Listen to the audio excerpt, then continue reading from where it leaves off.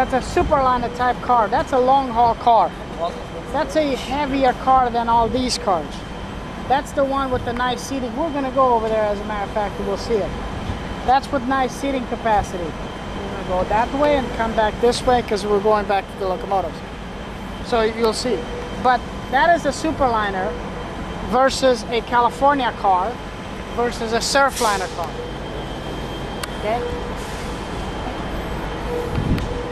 That's the one also a diner that you're seeing on a Capitol Corridor. The lower level is diner. Oh, okay. Now this is already been fueled. Notice the level right here? Can you all see that level there? Yeah. The F-59, can you see it? Yeah. Okay. I want you guys to take a guess. How many gallons does an F-59 hold? No? Nowhere near it. It wouldn't make it very far. How many gallons does an F-59 hold? No. You're close. Down. 1,800 gallons. Okay? That F-59 holds 1,800 gallons of fuel. The B-32-8, that one over there, also holds 1,800 gallons of fuel. Okay?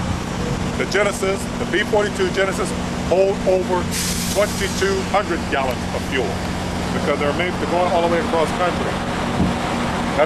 Now, the level you see there, it tells us the fuel comes where we stop. These things are designed to stop automatically when it gets to a certain level point. But we do have hard times with these things running over. We have hard times with it. But normally, the way it's set up is that once it gets to a fuel, like you see it right there, it stops. Where you need to go. Your gas meter is right over there. You can see it. You can see the gas meter on that side. The fuel meter. I'm just saying gas meter, fuel meter. On that side.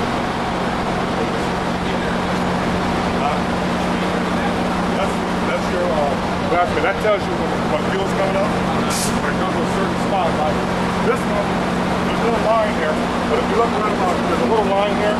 Once you get to a certain amount, stop. That's as far as you go. You don't need to go up inside it, because otherwise it'll run out. This tells you how much gallons you're holding. If you want to step here and show it, you'll see it right here. Just like a gasoline at a pump. Take this, you put it in, you lock it, and then once you program it in, push this here, it comes on. That's what it does.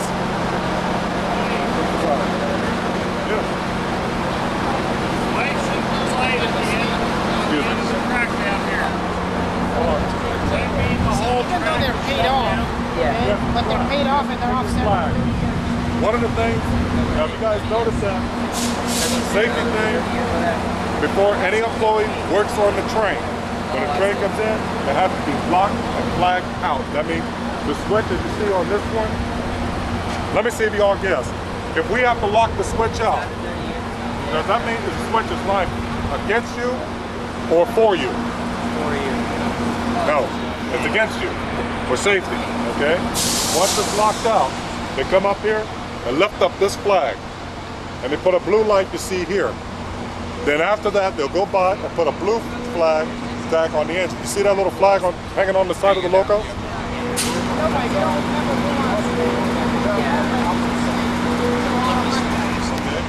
Now, it's a safety caution. Once it's flagged up, we can go inside and do what we need to do. Now, this is what will happen.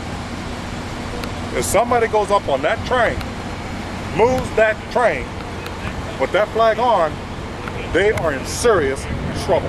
You're facing a $25,000 fine and possibility of fired from your job, suspension. We had that happen in the old yard once. We had that happen. Unfortunately, the guy came back to work. That was a good thing. He didn't have to pay the fine.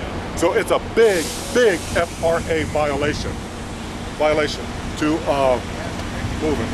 Now, on the locomotive, as you see the little flag hanging down on the side? We have little tags. I didn't bring mine with me, but we tag them. We put our blue tags on that side to let people know we're going to go inside the train. Now, if the track is time for coming down, they have to let us know, so we have to get our tags off of that before they drop the flag. Normally, another thing what they'll do is that they'll notify the radio, say Yeah, Labor Johnny Jackson, flagman Ryan, you got permission to remove my tag. If you give the flagman permission to move it, they move it. But otherwise, but you don't take nobody else's tag off that train because you never can tell where they may be working at. Underneath the train or whatever it is. If that train falls on, if somebody's underneath there, they're gone. Blue tag, it's blue flag protection. That's why it's very important. Those of you who want to know about the WP Railroad, the WP was right over there, and you can cut across through there, and it ran all the way out through that shipyard right over there. Right through there. So, that's where the WP so used to behind run. the brick building or in front of the brick building? In front of the brick building. You go across and out towards that way. So it'd be right like before that truck in the gate kind of? Yeah, right over there. Oh, yeah. I see. As a matter of fact, our switch lead actually is on the old WP part of the road because all of the time that in, the switch lead goes out that way. And which that's is the part old of W main line, your switch lead's on? Main line, yeah. Oh, so you guys use the old main line? Another switch, yeah, it's not very far. Oh, but it's like still the real Switch lead, yeah. This axle, they press the bearings off and the bearings are reconditioned. They check for defects and recondition. And then what they do, they heat this area right here, and with hydraulic pressure, they press the wheel off. This wheel comes off the axle. And they press another one on. Okay? Oh, I bet. Because this one, you cannot turn it anymore. If you threw it, it's going to be too small to operate legally. So a lot of these components are recyclable.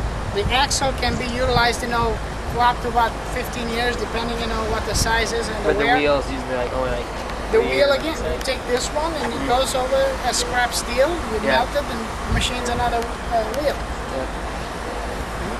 The steam engines and a lot of European country regular car engines, wheels have tires on them. Tires, instead of changing the entire wheel, you only change the tire, so the tire is pressed on. Around it. So you put a fire ring on it that heats it up and expands, and you slide it off, put another one, let it cool, I didn't know that. oil, and it shrinks. Now think about doing that on an 84-inch diameter steam engine. Yeah. Yeah.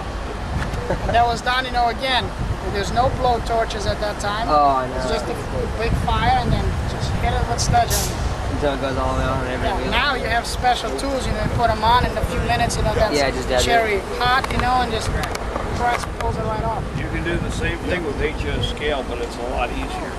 I know. You just put it on. Okay, so let's do... So how do these get you? By crane, probably. Which one? The axles, since it doesn't connect. No, with the forklifts. Oh, is there a forklift that brings it over? Oh, this is cool. It's just F-112. Thanks, Santa Fe unit. Yeah. Built in 1950. What? Hey, Right when diesels are first coming out on rapid steam diesel engines.